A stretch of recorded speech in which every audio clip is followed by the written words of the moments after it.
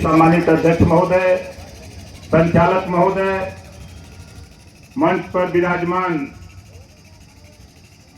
भाई, आप के नेता, हमारे नेता भाई प्रमोद लोधी जी, राष्ट्रीय अध्यक्ष सबका दल यूनाइटेड, और मंच पे सम्मानित सभी मंचासीन नेतागण, पत्रकार भाइयों, सुरक्षा में लगे सुरक्षा कर्मचारी अधिकारीगण, सामने बैठे हुए देश के नेताओं की तकदीर लिखने वाले जज मालिकों, मैं आपसे सिर्फ इतना जानने के लिए आया हूं, क्या आप लोग अपनी लड़ाई लड़ना चाहते हैं? दोनों हाथ उठाइए। तो देखिए, हम तो एनडीए गठबंधन में हैं, हम एनडीए गठबंधन में हैं। बहुत से लोगों को, हमारे पत्रकार भाई भी लोग हैं, इनको लगता होगा कि ये मंत्री गठबंधन में होते हुए सबका दल यूनाइटेड के मंच पर कैसे? जैसे आपके नेता प्रमोद लोधी जी स्वतंत्र हैं, उसी तरह ओम प्रकाश राजभर भी स्वतंत्र हैं।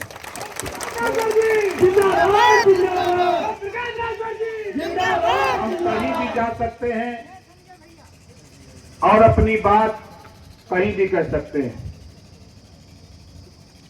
हम बहुत भाषण नहीं, हम आपकी बात आपसे जानना चाहते हैं। हम सरकार में मिनिस्टर हैं, पावर हमारे पास है, उस पावर का उपयोग हम भाई प्रमोद लोधी जी के कहने पर कहीं भी जनजातीय अत्याचार हो, आधी रात को आप ललकारोगे तो ओम प्रकाश राजभर आधी रात को आपकी मदद करने के लिए तैयार मिलेगा। हम तो कह रहे हैं कि सरकार का फायदा लीजिए। अभी जब तक हम मिनिस्टर हैं तब तक कोई रोक नहीं सकता है। कहीं भी अगर किसी के साथ अन्याय हो रहा है तो हम संगठन के सबका दल यूनाइटेड के सभी जिलाध्यक्ष जो हमारे साथी हैं या संगठन के जो भी लोग हैं, हमें जरूर सूचना अपने राष्ट्रीय अध्यक्ष के माध्यम से दिलवाइए।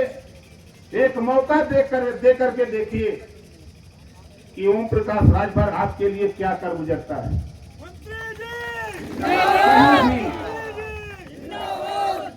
हम सरकार में हैं, हम आपसे कहना चाहते हैं, तूने चाहा ही नहीं, तूने चाहा ही नहीं, वरना हालात बदल सकते थे। तूने चाहा ही नहीं, वरना हालात बदल सकते थे। तुम तो ठहरे झील की पानी की तरह, दरिया बनते तो बहुत दूर निकल सकते थे। बधाई देता हूं भाई प्रमोद लोधी जी को, जिन्होंने रानी अवंतीबाई लोधी जी के विचारों पर, आदर्शों पर चलकर आप लोगों को इस 45 डिग्री टेम्परेचर में यहां इकट्ठा किया है। मैं यहां आने के लिए 11 बजे मैं आपके जिले में आ गया, क्योंकि राष्ट्रीय अध्यक्ष भाई प्रमोद लोधी जी का निर्देश था कि आप 1 बजे आ जाइएगा। हम तो 11 बजे आ गए थे। हम सोच रहे थे कि कब हमको बुलाया जाए, मैं आपके बीच में आऊं।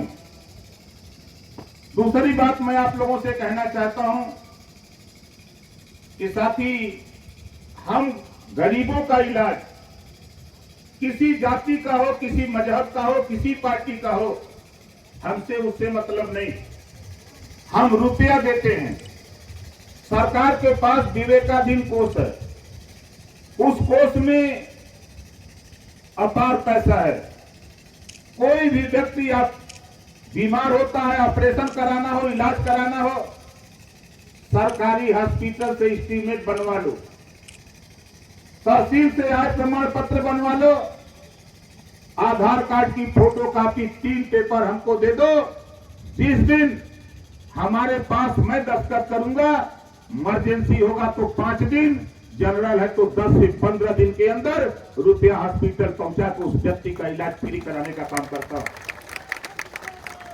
तो आपसे भी कहना चाहता हूं, इस तरह का अगर कोई भी व्यक्ति आपके हिताई नेताई रिश्तेदार गांवपुर में कोई भी हो, किसी पार्टी का हो, उसकी व्यवस्था हम करते हैं।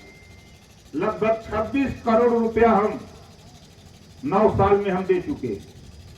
कोई 5 लाख, कोई 4 लाख, कोई 2 लाख, कोई 3 लाख, कोई 2.5 लाख, जितने का एस्टीमेट बना करके डॉक्टर ने दिया उतना रुपया उसके हॉस्पिटल पहुंचाकर उस व्यक्ति का इलाज फ्री कराने का काम करते हैं। तो इसका भी लाभ अभी हम लोग लगभग 10 महीने तक अभी हम लोग मिनिस्टर हैं। इस तरह के लोग आपके कन्नौज में मिले या किसी जिले में मिले, उत्तर प्रदेश के 75 जिले में मिले, आप इसकी जानकारी उनको जरूर दीजिए कि हमसे जरूर मिले। दूसरी बात हो रही है हिस्सेदारी की, भागीदारी की। आप लोगों को पता नहीं है, मैं आप लोगों को बताना चाहूंगा।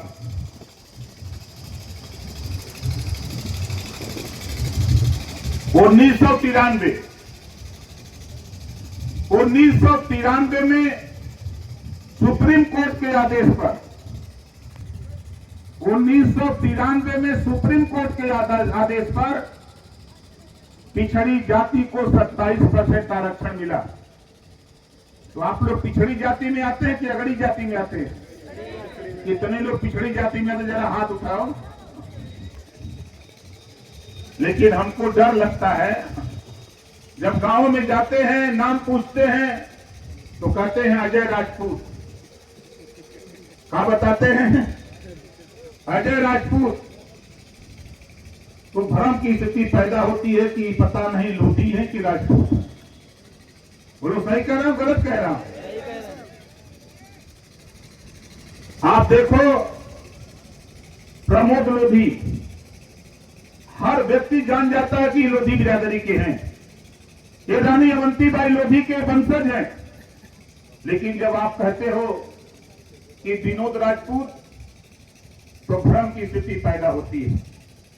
इस नाते मैं कहना चाहता हूं, पिछड़े समाज के लोगों, तेरे साथ आजादी के पहले बाबा साहब डॉक्टर अंबेडकर जी ने पिछड़ों को रिजर्वेशन दिलाना चाहते थे, लेकिन कुछ चालाक लोगों ने बाबा साहब डॉक्टर अंबेडकर के साथ धोखा किया। पिछड़े समाज के लोगों को समझाया गया। बाबा साहब डॉक्टर अंबेडकर जी ने साइमन कमीशन ले आए थे। वो साइमन कमीशन पिछड़ों को रिजर्वेशन देने के लिए आया था। जब रिजर्वेशन देने के लिए आया, जिस तरह शेड्यूल ट्राइब्स को रिजर्वेशन था, बाबा साहब ने दिलाया, उसी तरह पिछड़े समाज को भी रिजर्वेशन दिलाने के लिए बाबा साहब डॉक्टर अंबेडकर जी ने साइमन कमीशन ले आया था। लेकिन यहां के जागरूक लोग, चालाक लोग, इन लोगों ने कहा कि आप छत्री के वंशज हो। अब वहीं से छत्री पैदा होने लगा। यादव भी छत्री बन गया, पटेल भी छत्री बन गया, लोग भी छत्री बन गया, राजभर भी, चौहान भी, बिंद भी, निषाद भी, सब छत्री बनने लगे। कोई शेड्यूल कास्ट की सुविधा लेने को तैयार नहीं हुआ।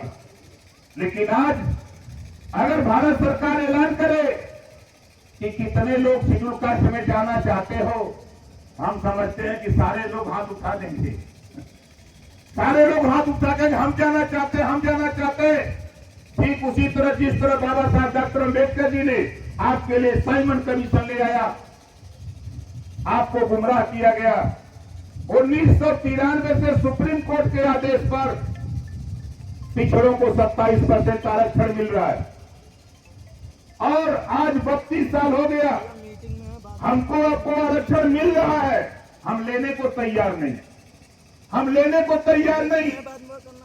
आप बताओ, बीपी सिंह जी ने मंडल कमीशन लागू किया, विरोध हुआ कि नहीं हुआ?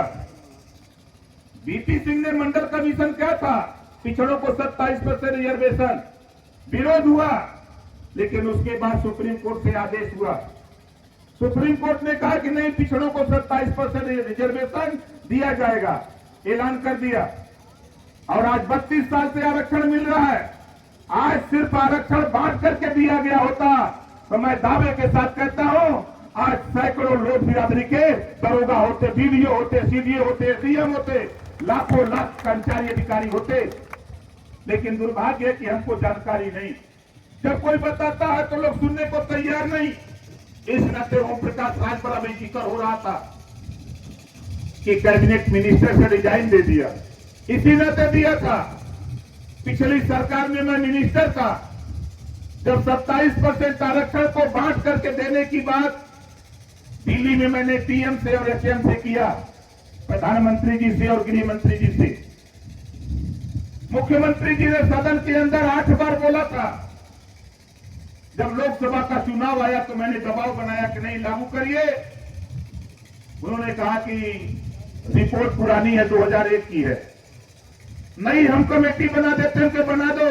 कमेटी बन गई, रिपोर्ट भी मंगवा लिया। 7, 9, 11 7% लूटने वाले एक तरफ, जो कम हिस्सा पाए थे 9%, अब पिछड़ा एक तरफ, जो सर्वाधिक पिछड़ा जिनको हिस्सा नहीं मिला था 11%, 7, 9, 11 में बंटवा दिया 27% रिजर्वेशन को।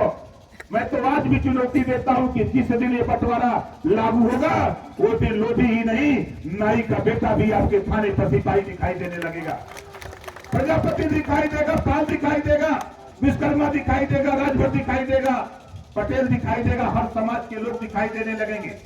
लेकिन ये लागू न हो। आप उठा के देखो, 4 बार समाजवादी पार्टी की सरकार थी। हम जब बोलते हैं तो समाजवादी पार्टी के लोगों को मर्चा लगता है। मर्चा समझते हैं ना, कीट लगता है।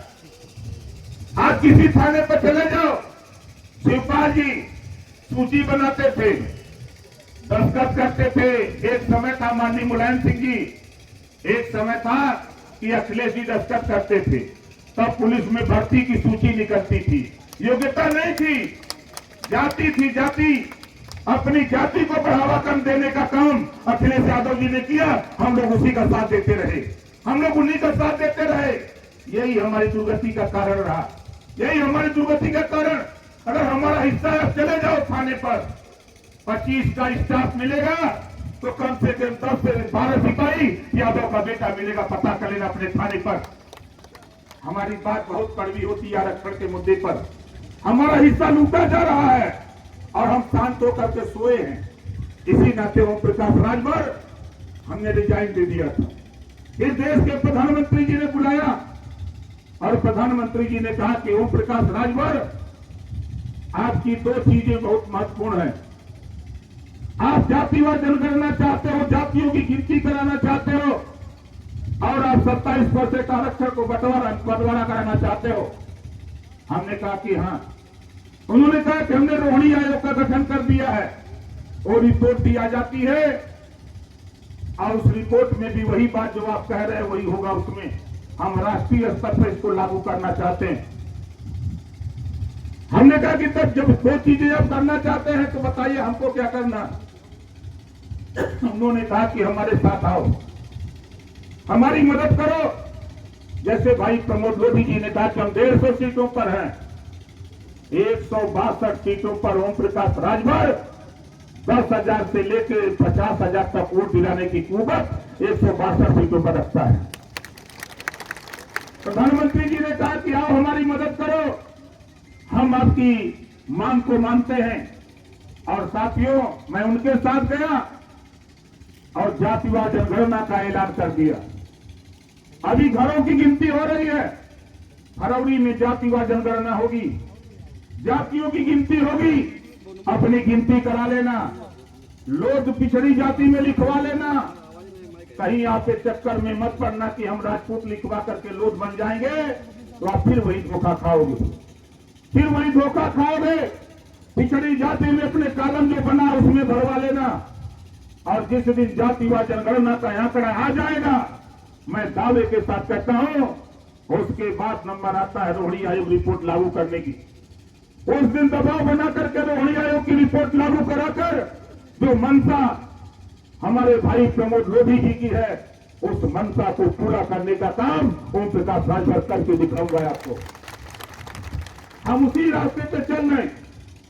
हमारे बहुत साफ साफ बात बा, ये देश में हमने है ही तो हमनों के हिस्सा मिले के चाहिए कि नहीं चाहिए? कितना जने के चाहिए? जेके जेके चाहिए तो हाथ उठावा।